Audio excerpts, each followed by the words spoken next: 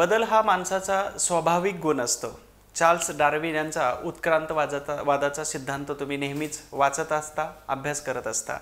स्पर्धा परीक्षा क्षेत्रामध्ये के सागर करिअर अकॅडमी या रूपाने संयुक्त गट ब आणि गट क 2024 आणि इथून पुढच्या सगळ्याच परीक्षांसाठी के सागर करिअर अकॅडमीकडून वेगवेगळे कोर्सेस आता लॉन्च होत आहेत. आणि ह्या के सागर करिअर अकॅडमीच्या अगदी ऑफिशियल यूट्यूब चॅनलमध्ये मी तुम्हा सर्वांचं सचिन गुळी इतिहास मार्गदर्शक या नात्याने स्वागत करतोय. आजच्या लेक्चरचा विषय आहे अभ्यासक्रम विश्लेषण. संयुक्त गट ब आणि क ही संयुक्त पूर्व परीक्षा 2017 नंतर एकत्र केलेली आहे. तोपर्यंत वेगवेगळ्या होत्या आणि हे जेव्हा एकत्र केली किंवा ही नंतर वेगळी जरी झाली तरी आपला सिलेबस जो आहे इतिहास या विषयाचा तर तो सेमच असणार आहे. आधुनिक भारताचा इतिहास, विषय संदर्भ महाराष्ट्राचा इतिहास, बरोबर. मग त्याच्यामध्ये समाजसुधारक असतात किंवा भारतामध्ये आलेले ईस्ट इंडिया कंपनीपासून भारतामध्ये झालेली ब्रिटिशांच्या नीतीपर्यंत आणि चळवळीपासून 1900 स्वातंत्र्यापर्यंत म्हणजे 1947च्या स्वातंत्र्यापर्यंत हा संपूर्ण इतिहास आपल्याला अभ्यासक्रमामध्ये आहे. मग आता गट ब किंवा कंबाईंड पूर्व परीक्षेच्या दृष्टिकोनातून अभ्यासक्रमाचं विश्लेषण, महत्त्वाचे टॉपिक कोणते आहेत आणि आपण या के सागर करिअर अकॅडमीच्या ॲप्लिकेशनमध्ये कोणकोणते विषय आणि इतिहास हा विषय कशा पद्धतीने शिकवला जाणार आहे, कशा पद्धतीने विश्लेषण केलं जाणार आहे आणि त्याचबरोबर तुमचे जे ॲज अन ॲव्हरेज हे साधारणतः 14 ते 15-16 पर्यंत जे क्वेश्चन विचारले जातात किंवा 10 पासून 16 पर्यंत ॲव्हरेज क्वेश्चन विचारले जातात इतिहास विषयाचे, तर ते सगळ्या विषयांचे सगळे प्रश्न कशा पद्धतीने कव्हर होणार आहेत तर हे मी थोडक्यामध्ये तुम्हाला सांगणार आहे. तर मी सचिन गुळीक के सागरच्या यूट्यूबमध्ये तुम्हा सर्वांचं स्वागत करतोय. अर्थातच के सागर परिवारामध्ये तुम्हा सर्वांचं स्वागत करून अभ्यासक्रम विश्लेषणाकडे जातोय. पहिला जो टॉपिक येतो तो येतो आयोगाचा अभ्यासक्रम काय आहे. बघा, कोणत्याही प्लॅनिंगच्या अगोदर म्हणजे तुम्ही कोणत्याही फील्डची सुरुवात जर करत असाल तर त्याच्यामध्ये सुरुवातीला तुम्हाला काय करणं गरजेचं असतं की सिलेबस म्हणजेच काही तर रोड मॅप आपल्याला बनवायचा असतो. मग रोड मॅपमध्ये काय येतं तर सुरुवात आपली असते सिलेबसपासून. तुम्ही प्रवासाला निघाले की तुम्ही जशा पद्धतीनं रस्ता बघता किंवा डेस्टिनेशनचं डिस्टन्स किती आहे, त्याचबरोबर तुम्ही गाडी किंवा हे सगळं बघत असता, त्याच पद्धतीनं कोणत्याही फील्डमध्ये तुम्ही घुसत असता, कोणत्याही फील्डची सुरुवात करत असता त्यावेळी तुम्हाला अगदी त्याची इत्यंभूत माहिती असणं खूप गरजेचं आहे. म्हणजेच तुम्ही कंबाईंड पूर्व परीक्षेच्या अभ्यासाला सुरुवात केली, मग तुम्हाला कंबाईनचा सिलेबस काय आहे, प्रत्येक विषयाचा सिलेबस दिलेला आहे सविस्तरपणे. आपण फक्त इतिहास या विषयाचा सिलेबस इथं बघणार आहोत. मग तो सिलेबस ज्याचा पाठ आहे त्याचा कोणताही विषय नाही वाचला तरी 15 ते 20% अभ्यास ऑटोमॅटिक कंप्लीट होतो. काही नाही वाचलं तरी सिलेबसनुसार कंप्लीट होऊन जातो, लक्षात ठेवा. आणि म्हणून ॲक्च्युली हा दिल्ली पॅटर्न होता. दिल्लीमध्ये आम्हाला लोक सांगायचे की तुम्ही जर सिलेबस पाठ केला, UPSCचा खूप मोठा सिलेबस आहे, जर पाठ केला तर कमीत कमी 20% सिलेबस तिथंच तुमचा कव्हर होतो. म्हणजे तुम्ही काही नाही वाचलं तरी ते कव्हर होतं आणि तुम्ही ऑटोमॅटिक क्वेश्चन तिथं सोडवू शकता. तर तशाच पद्धतीने माझी सगळ्यांना एक विनंती राहील अशी की तुम्ही अभ्यासाला सुरुवात जर केलेली असेल तर सिलेबस पाठ करून ठेवायचं आहे. एका लाईनमध्ये आहे, 2-2 शब्दामध्ये. तर हा अगदी ग्रुप बी आणि सी, तर याचा जो सिलेबस आहे पूर्व परीक्षेचा आधुनिक भारताचा इतिहास आणि त्याला विशेष संदर्भ दिलेला आहे महाराष्ट्राचा, बरोबर का. मग आधुनिक भारताचा इतिहास आणि महाराष्ट्राचा म्हणजे दोन्हीही आपल्याला काय करायचंय तर भारत आणि त्याचबरोबर भारताच्या इक्वल महाराष्ट्रामध्ये कोणकोणत्या ॲक्टिव्हिटीज या इतिहासामध्ये झालेल्या आहेत तर हे बघायचं आहे. म्हणजे आधुनिक भारत प्लस आपल्याला महाराष्ट्र. बरं, याच्यामध्ये मग तुम्ही म्हणाल की समाजसुधारक जो घटक आहे हा समाजसुधारक वेगळा शिकता येतो का किंवा वेगळा आहे का तर नाही. तर हे समाजसुधारक भारतामध्ये पण जातात आणि त्याचबरोबर महाराष्ट्रामध्ये पण जातात. त्याच्यामुळं आधुनिक भारताचा इतिहास, विशेष संदर्भ महाराष्ट्राचा हा सिलेबस आहे. परंतु आता एक छोटीशी मी सूचना सांगतो की नेमकं तुमच्यापर्यंत आम्ही के सागर हे नव्या रूपाने काय घेऊन येतोय. म्हणजे प्रत्येक वेळी बदल हवा असतो आणि बदल हा तुम्हाला या रूपाने दिसून येणार आहे. आता तर के सागर करिअर अकॅडमी याच्यामध्ये मी तुम्हा सर्वांचं पहिल्यांदा स्वागत केलेलं आहे आणि मला तर पहिल्यापासूनच तुम्ही यूट्यूबवरती सचिन गुळी या नावाने ओळखत आहातच, ठीक आहे. परंतु जेव्हा दोन्हीही गोष्टी एक योगायोग जुळतो, योगायोग म्हणजेच काय असतो तर दोन्हीही बाबतीमध्ये 36 गुण जेव्हा जोडले जातात तर त्यावेळी काहीतरी नातं बनतं. तशाच पद्धतीनं एकतर मी जोडलेलो आहे आणि मी जोडतोय के सागरला, म्हणजेच तुम्हा सगळ्यांच्या लक्षात येत असेल की इज इक्वल टू याचा जो रिझल्ट आहे तर हा रिझल्ट अफलातून असणार आहे आणि त्याचंच मी तुम्हाला सांगणार आहे की नेमकं काय आहे. तर के सागर करिअर अकॅडमी ॲप्लिकेशन आहे, प्ले स्टोअरवरती जाऊन तुम्ही डाउनलोड करायचे. त्याची लिंक ही खाली डिस्क्रिप्शन बॉक्समध्ये दिलेले आहे आणि लेक्चर शेवटपर्यंत बघायचे. याच्यामधून तुम्हाला बऱ्यापैकी सिलेबस हा अगदी डिकोड करणार आहे आणि अभ्यास करण्यासाठी इतिहास सोपा होणार आहे तुमचा, ठीक आहे। त्यानंतर आता ही जी बॅच आहे आपली, ह्या बॅचचं वैशिष्ट्य काय येतं तर याच्यामध्ये बघा की संयुक्त गट ब आणि संयुक्त गट ब आणि क याच्या पूर्व परीक्षेच्या दृष्टिकोनातून 2024 असेल आणि त्याचबरोबर 2025 असेल किंवा त्याच्याही पुढे जाऊन 2026 म्हणजेच या वर्षांसाठी जर तुम्ही तयारी करत असाल तर त्याच्यासाठी इतिहासाची बॅच आहे। मग इतिहासाच्या बॅच मध्ये आपण काय घेतोय ते टोटल आयोगाच्या अभ्यासक्रमानुसार मांडणी करतोय, प्रत्येक लेक्चरचा सिक्वेन्स आणि सॉर्टिंग सिस्टम जे नंबरिंग आहे तर हे व्यवस्थित टाकलेलं आहे। एकूण व्हिडिओ जे आहेत हे 35 पेक्षा जास्त व्हिडिओज असणार आहे, म्हणजे इतिहास असा कोणताच राहणार नाही की ज्याच्यामध्ये आपण तो शिकवला नाही। त्यानंतर ह्या बॅचची व्हॅलिडिटी तुम्ही ज्या दिवशी परचेस करता त्या दिवसापासून 6 महिन्यापर्यंत ते व्हिडिओज बघू शकता। ते व्हिडिओ किती वेळा बघायचे आहेत तुम्ही तर प्रत्येक व्हिडिओ हा 3 वेळापर्यंत पाहू शकता। 6 महिने प्रत्येक व्हिडिओ 3 वेळेपर्यंत आणि त्याच्यासाठी तुम्हाला के सागरचं बुक्स मिळते किंवा काही महत्त्वाच्या PDF स्वरूपामध्ये नोट्स मिळतात, तर हे पण आहे। तर ह्या नोट्स कशासाठी सरावासाठीच्या नोट्स आहेत। आता तुम्हाला ही बॅच आहे तर ह्या बॅचची फी ओरिजिनली किती आहे तर 2000 रुपये फी आहे, लक्षात ठेवा 2000 रुपये फी आहे आणि रेग्युलर जी फी येते तर ती 1295 रुपये येते रेग्युलर फी। परंतु इथं आपण काय करतोय तर लॉन्च करतोय आणि लॉन्च करत असताना ह्या 2000 किंवा 1295 च्या ऐवजी ही फी जी आहे तर काही कालावधीसाठी ही 995 रुपये आहे। याच्यामध्ये 35 व्हिडिओ 6 महिने प्रत्येक व्हिडिओ 3 वेळा पाहता येऊ शकतो। याच्यामध्ये पुस्तक किंवा त्याच्या नोट्स वगैरे तुम्हाला उपलब्ध करून दिल्या जातात आणि याचं मांडणी आणि त्याचबरोबर आयोगाला तंतोतंत शिकवलं जाणार जे आहे तर याचा मार्गदर्शक हा मीच आहे, ठीक आहे। अजून महत्त्वाचं आता हे तुम्हाला जर बॅच घ्यायची असेल तर काय करायचंय तर आजच तुम्हाला प्ले स्टोअरवरती जाऊन अगदी के सागर करिअर अकॅडमी हे ॲप्लिकेशन डाउनलोड करायचंय, त्याच्यामध्ये तुम्हाला इतिहासाची बॅच दिसून येते। हे थोडक्यामध्ये झाली सूचना। आता आपण जातोय कंबाईन पूर्व परीक्षेच्या दृष्टिकोनातून जो इतिहासाचा सिलेबस आहे तर हा डिकोड करायचा आहे। मग त्याच्यामध्ये महत्त्वाचे टॉपिक कोणकोणते आहेत तर परकीय व्यापारी कंपन्या आहेत, महत्त्वाचे युद्ध, त्याचबरोबर गव्हर्नर जनरल, घटनात्मक कायदे, शैक्षणिक आर्थिक सामाजिक विकास आणि काही महत्त्वाच्या संघटना ज्या संपूर्ण भारतीय स्तरावरती आणि महाराष्ट्राच्या स्तरावरती काम करत होत्या। त्याचबरोबर महत्त्वाच्या व्यक्ती, महत्त्वाच्या घटना, आंदोलन, चळवळी, जहालवाद, मवाळवाद, गांधी युग आणि ब्रिटिशांची नीती। मग ब्रिटिशांच्या नीतीमध्ये सामाजिक, आर्थिक, धार्मिक, शैक्षणिक, राजकीय हे सगळे भाग आपल्याला इथं कव्हर करायचे आहेत। म्हणजे हा झाला आधुनिक भारताचा। याला अजून पुन्हा एकदा आपण सविस्तरपणे बघणार आहोत। आता आधुनिक भारत झाल्यानंतर महाराष्ट्राचा पण बघणं गरजेचं आहे, कारण का तर ब्रिटिश ईस्ट इंडिया कंपनी भारतामध्ये आली आणि त्याच्यानंतर स्वतःला इथे इस्टॅब्लिश केल्यानंतर बाकीच्या देशी आणि परदेशी सत्तांना त्यांनी हरवलं आणि नंतर आपलं जे एक साम्राज्य उभा केलं तर त्यातून भारतीय लोकांवरती काय अन्याय, अत्याचार, त्याचबरोबर कामगार, शेतकरी आणि महसूल देणारे संस्थानिक असतील अनेक लोकांवर ते अन्याय अत्याचाराची अखंडित मालिका सुरू ठेवली। मग याच्यामध्ये ब्रिटिशांच्या वेगवेगळ्या घटनाक्रम सुरूच होता। मग 1947 पर्यंत तो आधुनिक भारताचा झाला। आता महाराष्ट्रामध्ये काय येतं तर इथं महाराष्ट्रात प्रांतिक भाषिक प्रांताच्या आधारावरती रचना करायची होती। मग मराठी भाषिक प्रांत रचना, त्यानंतर राष्ट्रवादाची भावना, महत्त्वाच्या परिषदा, महत्त्वाच्या व्यक्ती कोणकोणत्या याच्यामध्ये सहभागी होत्या आणि त्याच्यानंतर महत्त्वाच्या घटना कोणत्या आहेत, संघर्ष कशा पद्धतीने सुरू होता, राजकारण आणि महाराष्ट्र आणि त्याचबरोबर भारतातील सगळे समाजसुधारक जेवढे जेवढे सिलेबसमध्ये दिलेले आहेत आणि जेवढे जेवढे आपल्याला शिकता येऊ शकतात तेवढे सगळे समाजसुधारक आपल्याला या बॅचमध्ये कव्हर करायचे आहेत, म्हणजे सिलेबसमध्ये दिलेला आहे। आता यानंतर आपल्याला जे सविस्तर बघायचं आहे म्हणजे सविस्तर तो इतिहासाचा आणि आजच्या लेक्चरचा जो कोर पार्ट होता तो इतिहास सोपा इथं होणार आहे तुमचा। म्हणजे बॅचची वैशिष्ट्य काय आहेत आणि ह्या बॅचमध्ये किंवा इतिहासामध्ये तुम्हाला महत्त्वाचं काय शिकायचं आहे। ॲक्च्युली याचं टायटल आपण बनवलंय बॅचची वैशिष्ट्ये, ठीक आहे।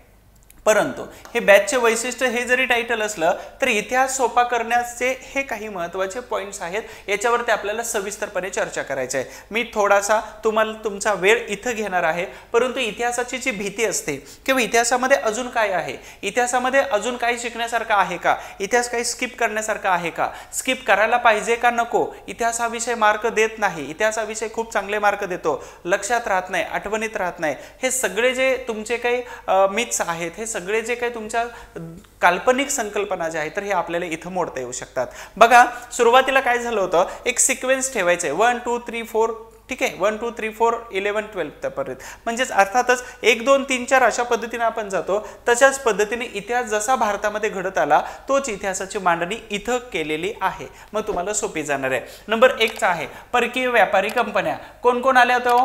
तर मी कमेंट बॉक्समध्ये तुम्हाला सांगायचं आहे की लेक्चर कसं वाटतंय, ठीक आहे, शेवटपर्यंत बघायचं आहे. आणि अजून एक आहे, अशाच अनेक सारे खूप सारे क्वालिटीचे शिक्षक तुम्हाला इथं मिळणार आहेत. प्रत्येक जण आपापला विषय हा तेवढ्याच ताकदीनं तुम्हाला शिकवणार आहे जेवढ्या ताकदीनं आयोग प्रश्न तिकडे टाकतंय. ठीक आहे, त्याच्यासाठी ह्या चॅनेलला सबस्क्राईब करून ठेवा. खूप चांगले व्हिडिओ सिरीज येते, त्याच्यामध्ये खूप चांगले क्वेश्चन्स तुम्हाला घेतले जाणार आहेत, खूप चांगले पोस्टर्स टाकले जातील. आणि त्याचबरोबर नवीन अपडेट्स जर मिळवायचे असतील तर चॅनलला लाईक, सबस्क्राईब आणि शेअर करायला विसरू नका. ठीक आहे, मग इथं बघूया. आणि कमेंट बॉक्समध्ये सांगायचं तुम्हाला मी काही प्रश्नांची उत्तरं प्रश्न विचारतोय. तर भारतात परकीय व्यापारी कंपन्या, भारतात आलेले पोर्तुगीज PDE आणि EF, ठीक आहे, भारतात आलेल्या या कंपन्या होत्या. मग तुम्हाला याच्यावरती प्रश्न विचारलेला आहे. मग माझा असा क्वेश्चन तुम्हाला आहे की भारतात जर येण्याचा हा क्रम असेल तर भारतातून जाण्याचा योग्य क्रम कोणता आहे, तो पटकन तुम्ही कमेंट बॉक्समध्ये सांगायचा आहे. त्यानंतर बघा, यांनी काय केलं, भारतात आले आणि भारतात आल्यानंतर त्यांनी युद्धाला सुरुवात केली. बरं, युद्ध करत असताना त्यांच्यासमोर 2 शत्रू होते. 2 शत्रू म्हणजेच कोणते, तर एक तर होते परदेशी आणि दुसरे होते कोण, देशी संस्थानिक. पण त्याने सुरुवातीला काय केलं, भारतीय लोकांबरोबर युद्ध करण्यापेक्षा आपण सर्व संपुष्टात येऊ म्हणून त्यांनी परदेशी सत्तांना हळूहळू एक काढायला सुरुवात केली. मग इथं काय केलं, तर परदेशी सत्तांना काढायला सुरुवात केली. आणि जेव्हा परदेशी सत्ता संपूर्ण समाप्त झाल्या, म्हणजे उदाहरणार्थ इंग्रज असेल तर इंग्रज आणि पोर्तुगीज, डच आणि फ्रेंच यांच्याबरोबर युद्ध केलं आणि त्यांना भारतातून नेस्तनाबूत केलं. राहिले फक्त इंग्रज. राहिलेल्या इंग्रजांनी काय केलं, मग बंगाल असेल, निजाम असेल, म्हैसूर असेल,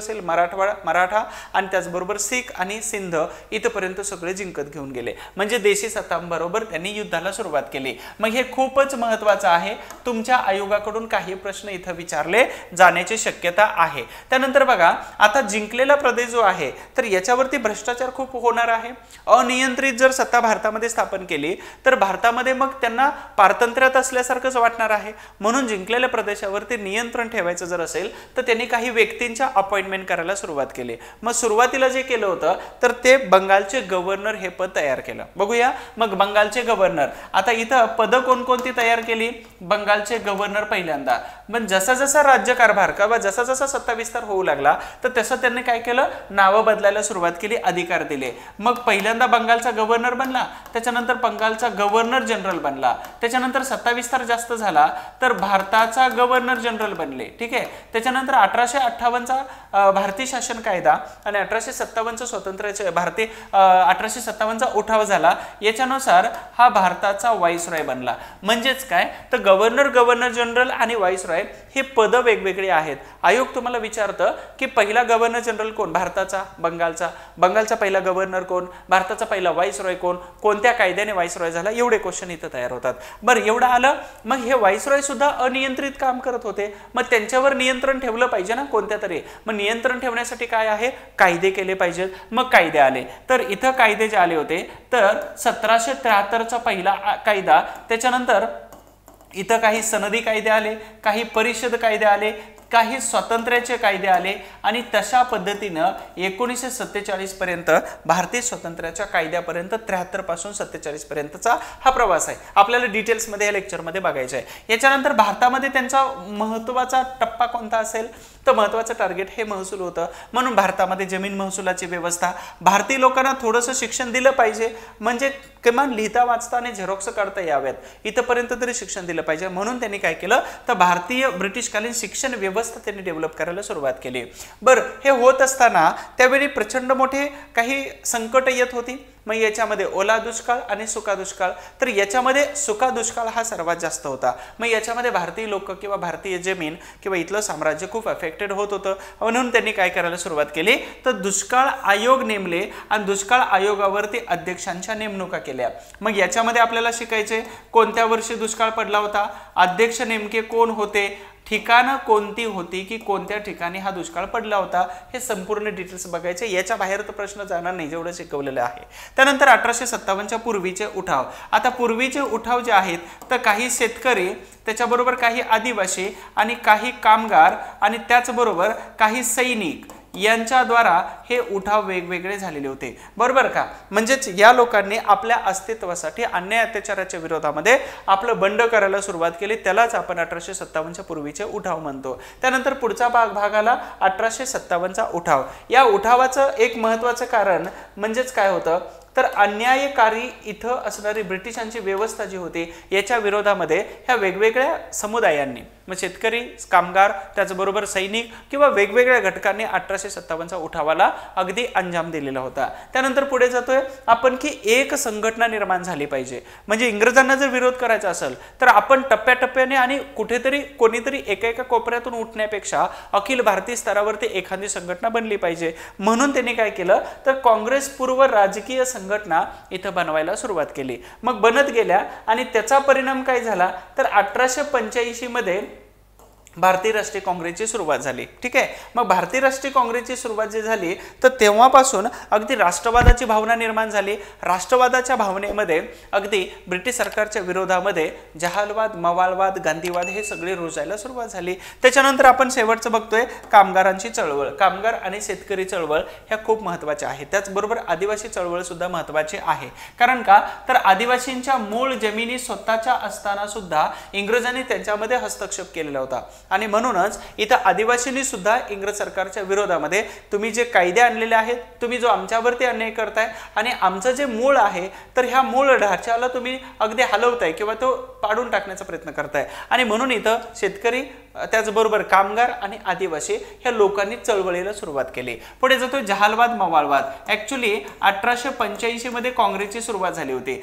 आणि तेव्हापासून इथं 1905 पर्यंत मवाळवाद होता. इंग्रजांच्या न्यायबुद्धीवरती प्रचंड विश्वास होता मावळवादी नेत्यांचा. मग त्यामध्ये फिरोजशाह मेहतापासून अगदी गोपाळकृष्ण गोखले पर्यंत सगळे महत्त्वाचे व्यक्ती होते. आणि लोकमान्य टिळकांना इथं मात्र 1905 पर्यंत मवाळवादामध्ये एंट्री दिलेली नव्हती. मग लोकमान्य टिळकांनी 1905 म्हणजे सुरतचं अधिवेशन 1907 आणि 7 पासून जी फूट पडली ते 1920 पर्यंत टिळक युग, त्यालाच म्हटलं जातं जहालवादी कार्यकाळ. ठीक आहे. मग जहालवादी कार्यकाळ संपतो कुठं, तर 1920 मध्ये जेव्हा लोकमान्य टिळकांचं निधन होतं त्यावेळी महात्मा गांधीजींनी जे काम सुरू केलं होतं त्याची फुल ताकद वाढली पूर्ण आणि त्याला म्हटलं जातं गांधी युग. ठीक आहे. त्याच्यानंतर पुढे बंगालची फाळणी. ही घटना आहे 1905 ची. लॉर्ड कर्झनला असं वाटत होतं की भारतीय राष्ट्रीय काँग्रेसमध्ये हिंदू आणि मुस्लिम खूप जास्त आहेत, परंतु हिंदू किंवा बहुसंख्याक असणारा धर्म हा आपल्या बाजूला कधी येणार नाही, म्हणून त्यांनी अल्पसंख्याकांना आपल्या बाजूने पकडलं. आणि मग मुस्लिम समुदाय होता.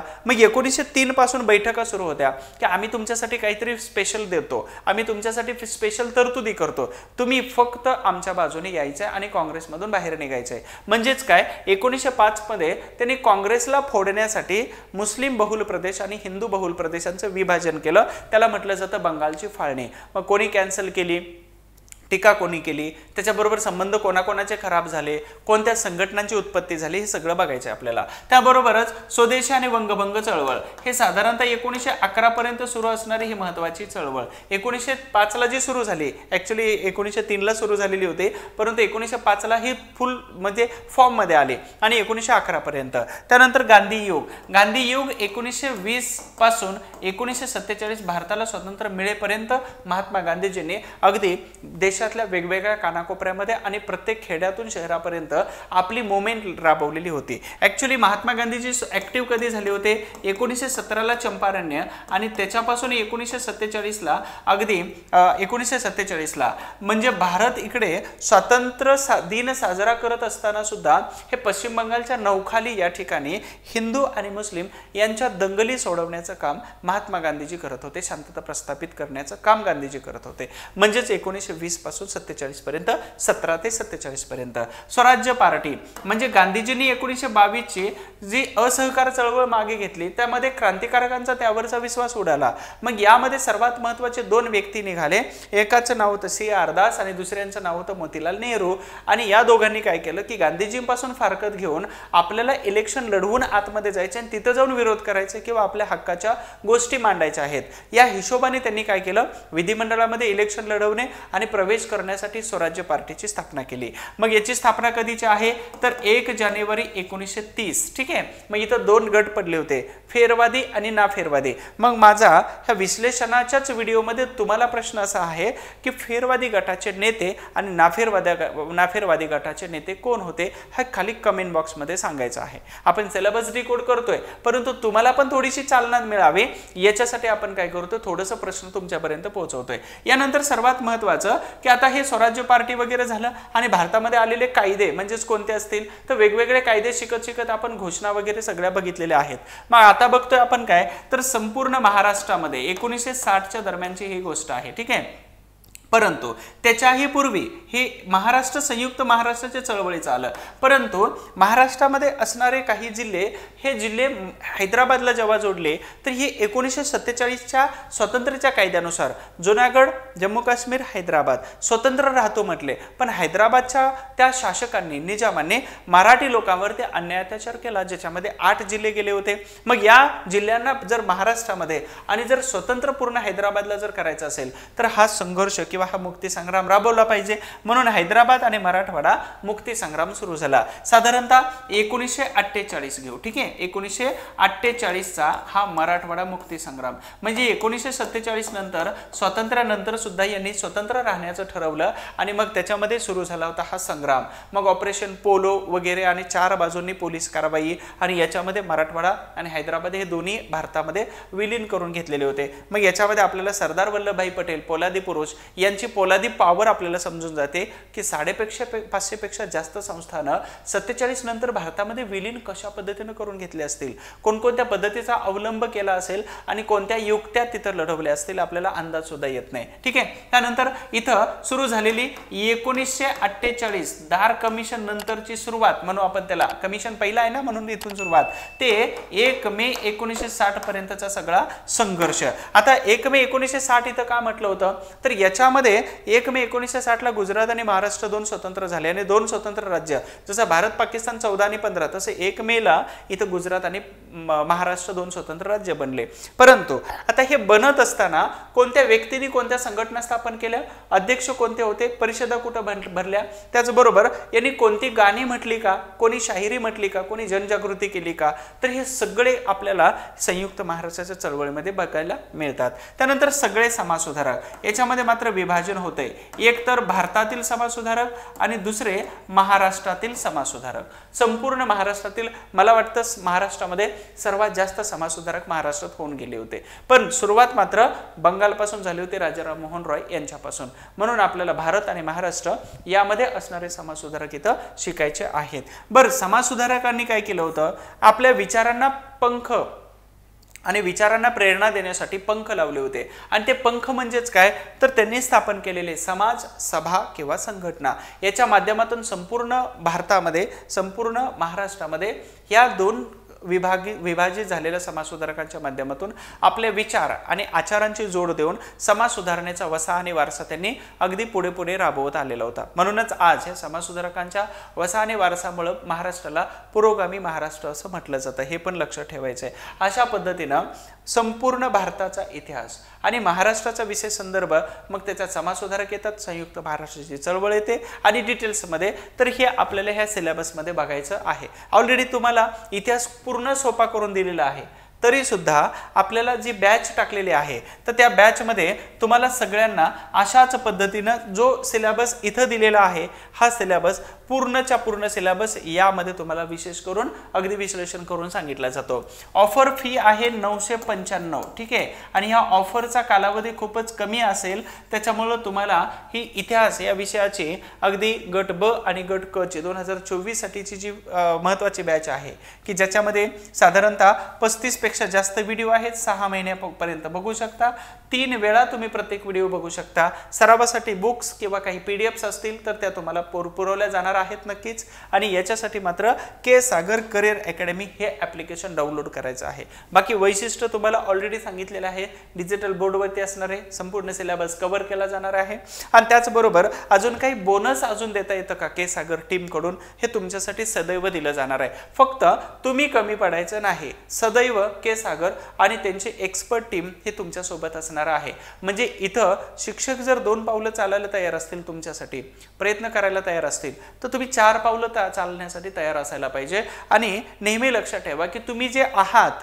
तर तुम्हाला असंच काही लोक एक्सेप्ट करतात किंवा काही लोक बघतात, पण तुम्ही आहेत त्याच्यापेक्षा अजून काहीतरी बदल घडवून आणता तुमच्यामध्ये, तर त्यावेळी मात्र तुमचा स्टेटस आणि तुमचा दर्जा हा अफलातून टोटली वेगळा असतो.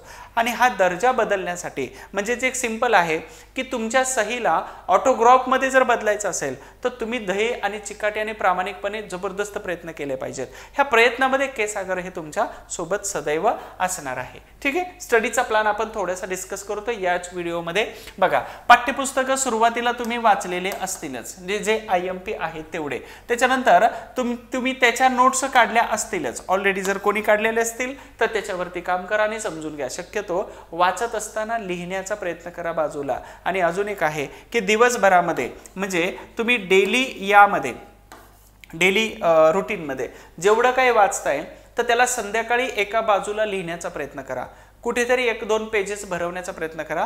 जेव्हा आपण लिहितो ना तर त्यावेळी आपला अभ्यास हा खूप पॉवरफुल आणि चांगला होतो. ज्याला डिलीट किंवा ज्याला विस्मृतीमध्ये घालवता येत नाही, त्याच्यामुळे डेली अभ्यास करत असताना बाजूला रफमध्ये ते प्रॅक्टिस करा संध्याकाळी. आणि ते काय काय वाचले तर हे एकदा रिव्हिजन टाईप त्याला लक्ष द्या. त्यानंतर तुम्ही PYQs आयोगाचे प्रश्न जे आहेत ते हे आयोगाचे प्रश्न तुम्हाला वाचावेच लागणार आहेत.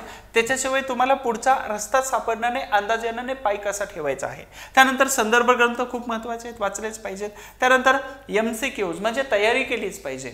इथं आपण सुद्धा काय करतोय तर MCQs म्हणजे अतिसंभाव्य प्रश्नांच्या सिरीज ह्या तुम्हाला या YouTube चॅनलमध्ये मिळणार आहेत, त्यामध्ये काही शंका नाही. परंतु या MCQs मधून तुम्हाला काय होतं की अंदाजित प्रश्न असे बनू शकतात आणि या प्रश्न नवीन काही डाटा असतो तोही मिळत जातो आणि प्रश्न असा बनतोय हेही तुम्हाला कळून जातं. उत्तर अशा पद्धतीने सोडवायचं आहे आणि तशा पद्धतीने ते डिलीट करायचंय. ह्या सगळ्या ट्रिक्स तुम्हाला इथं सोडून जातात. आणि त्याचबरोबर सर्वात शेवटी एक्झामच्या अगोदर तुम्हाला तुमच्या ज्या नोट्स असतील किंवा ज्यांचे तुम्ही क्लास करताय त्यांच्या नोट्स, रिव्हिजनवाल्या नोट्स असतात, शॉर्ट नोट्स, कमी वेळेमध्ये जास्त प्रोडक्टिव्ह इन्फॉर्मेशन तुम्हाला मिळून जाते. तर त्या नोट्स म्हणजे रिव्हिजन नोट्स करायचे आणि देन एक्झामला जायचे. म्हणजे 100% हा रिझल्ट तुमचा असण्याचं हे लक्षण असणारा हा अशा पद्धतीचा प्लॅन आहे. आणि हा प्लॅन जर वर्कआउट केला तुम्ही तर अतिशय सुंदर तुमचा अभ्यास होऊ शकतो. अजून एक महत्त्वाची सूचना आलेली आहे की के सागर पब्लिकेशनचे तुम्हाला एडिशन्स दिसतात 60, 70, 80, 100, 110, 200 वालं पुस्तक. आणि जे सुरुवातीचं पुस्तक असतं की त्याच्यामध्ये काही मिस्टेक जर आले असतील तर अभिप्राय दिला जातो विद्यार्थ्यांकडून, पुढच्या पुस्तकामध्ये ते रिपेअर केलं जातं. बरं, एकाच वेळी माणूस तसाही चुकीचा पुतळा आहे आणि काहीही बनवत असताना नेहमी कुठेतरी चूक होत असते. परंतु एकच पुस्तक जेव्हा अनेक वेळा रिप्रिंट होतं आणि अनेक वेळा त्याच्यावरती आलेले अभिप्राय हे त्याच्यामध्ये बदल करून दिले जातात, तर त्यावेळी मात्र त्या पुस्तकामध्ये चुका असण्याची शक्यता नाच्या बरोबर आहे. आणि म्हणून मला असं वाटतं की हे के सागरची पब्लिकेशनची काही बुक्स आहेत, हे पुस्तकं जर तुम्ही वाचत असाल तर मार्केटमध्ये मला नाही वाटत इतर काही पुस्तकं किंवा दुसरं मटेरियल वाचण्याची गरज लागते. दोनच गोष्टीवरती मी तुम्हाला सांगेल. एक, एक्सपर्ट लोकांच्या नोट्स म्हणजे फक्त तुम्हाला इतिहासाच्या नोट्सच वाचाव्या लागणार आहेत. बाकीच्या विषयांच्या नोट्स वाचायच्या असतील तर ते पुस्तक वाचलेलं बरं राहतं. पण इतिहासामध्ये असं आहे की वेगवेगळ्या संदर्भ पुस्तकातून काढावं लागतंय. आता पॉलिटिक्ससाठी संदर्भ पुस्तकं अनेक वापरून नाही चालत आहे, जिओग्राफीसाठी नाही चालत आहे, पण इतिहासासाठी या पब्लिकेशनचं आहे, त्या विद्यापीठाचं आहे, त्या स्टेट बोर्डमधून काढावं लागतं, यांच्या रिसर्च पेपरमधून काढावं लागतं. म्हणून इतिहासाच्या पुस्तक आहेच. त्याचबरोबर इतिहासाच्या बद्दल मी तुम्हाला काही नोट्स पण सांगेल ज्या आपल्या नोट्स असतात. परंतु तुम्हाला इतिहासाचे हे काही पुस्तक आहेत, के सागरचे सगळ्या विषयाचे पुस्तकं दमदार आहेत, ताकदीचे आहेत आणि त्याच्यातून खूप सारा डाटा तुम्हाला मिळून जातोय. इतिहासाचे पुस्तक आहेत बघा, आधुनिक भारताचा इतिहास आहे, त्याचबरोबर गट ब आणि गट क संपूर्ण पेपर विश्लेषण केलेलं आहे जे आपण PYQs म्हणतोय.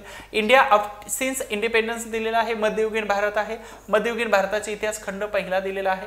त्याचबरोबर महाराष्ट्राचा इतिहास आहे, इंडिया स्ट्रगल फॉर इंडिपेंडन्स आहे आणि संपूर्ण एन्शंट हिस्ट्रीच्या NCERTs वगैरे. म्हणजे एवढी दमदार पुस्तकं आहेत इतिहासाचे की ज्याच्या बाहेर तुम्हाला प्रश्न जाण्याची शक्यता नाच्या बरोबर आहे. ठीक आहे. आणि हे जर घ्यायचे असतील पुस्तकं तर kesagar.com हे वेबसाईटवरती व्हिजिट करा, तिथून तुम्हाला चांगले डिस्काउंटमध्ये मिळून जातील. आणि याच्यासाठी अजून काही डिस्काउंट जर तुम्हाला मिळवायचं असेल तर आपण कुपन कोड सुद्धा इथं बनवलेला आहे.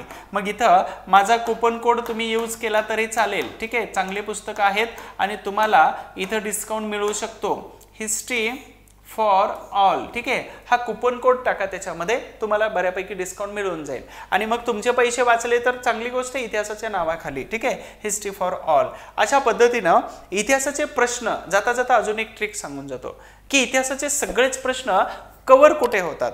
मी तुम्हाला चतुसूत्री सांगणार आहे. गांधीजींची चतुसूत्री होती, लोकमान्य टिळकांची चतुसूत्री होती आणि त्याच्यानंतर मी एक टाकली चतुसूत्री बनवली आणि ते अपील होते. तुम्ही जो विषय द्याल त्याच्यामध्ये कमीत कमी 2-3 ट्रिक्स किंवा 2-3 घटक याच्यातले फिक्स बसतात. 100% क्वेश्चन याच्या बाहेर जातच नाही. पहिला आहे वर्ष. ठीक आहे, त्याच्यानंतर दुसरा आहे व्यक्ती, तिसरा आहे ठिकाण आणि चौथा आहे घटना किंवा संघटना किंवा सभा वगैरे. ठीक आहे, याच्या बाहेर अद्यापर्यंत कुठलाही प्रश्न इतिहासाचा गेलेला नाही. जर तुम्हाला गेला असेल एखादा प्रश्न तर मात्र तुम्हाला नक्कीच माझ्या नंबरवरती पाठवायला विसरू नका. इतिहासामध्ये जर तुम्हाला काही अडचण असतील, अभ्यासामध्ये प्रत्येकाला अडचण असतातच, परंतु आपण बोलत नाही, हा आपला सर्वात मोठा ड्रॉबॅक आहे. तर हा इतिहासामध्ये अभ्यास करत असताना जर तुम्हाला इतिहासाची काही अडचण असेल तर या नंबरवरती तुम्ही सरळ तो मला प्रश्न मांडा किंवा तुमच्या अभ्यासाच्या शंका. आणि त्याचबरोबर तुम्ही के सागर करिअर अकॅडमीचं ॲप्लिकेशन डाउनलोड करताय, त्याच्यामध्ये जर तुम्हाला काही अडचणी वगैरे वाटत असतील तर तुम्हाला खाली के सागर सपोर्टचा नंबर दिलेला आहे, त्याच्यावरती तुम्ही सरळ फोन करायचे, तुमचे टेक्निकल प्रॉब्लेम सगळे सॉल्व्ह केले जाणार आहेत. तर ह्या 4 घटकावरती जवळपास 100% क्वेश्चन विचारला जातो. याच्या बाहेर कधीच प्रश्न गेलेला नाही. पाठीमागचाही बघा आणि भविष्यात येणारे प्रश्न याच्या बाहेर बनतच नाहीत. सो हे महत्त्वाची चतुसूत्री आणि महत्त्वाची ट्रिक आहे. अजून एक आहे बघा, मी ऑलरेडी तुम्हाला सांगितलं होतं की बदल गरजेचा असतो आणि बदल के सागरच्या रूपाने आलेला आहे. मग तुम्ही सगळेजण जर के सागर सोबत अभ्यास करत असाल तर घाबरायचं काहीच कारण नाही. कारण का, तर अभ्यास एवढा चांगला करायचा आहे, के सागर सोबत आहेच ना. म्हणजे म्हटलं जातं ना, डॉक्टरनी तुम्ही किती जरी आजारी असला तर डॉक्टरनी फक्त तुमची नाडी हाताची चेक केली आणि सांगितलं की तुम्हाला काहीच होणार नाही आणि तुम्ही 2 दिवसात बरं होता, त्यावेळी आपण ॲक्च्युली गोळ्या किंवा कोणत्याही प्रकारचं मेडिसिन आणि औषधं न घेता आपल्याला बरं वाटतं. तशाच पद्धतीनं इथं खूप सुंदर वाक्य आहे की अभ्यास खूप चांगला करा.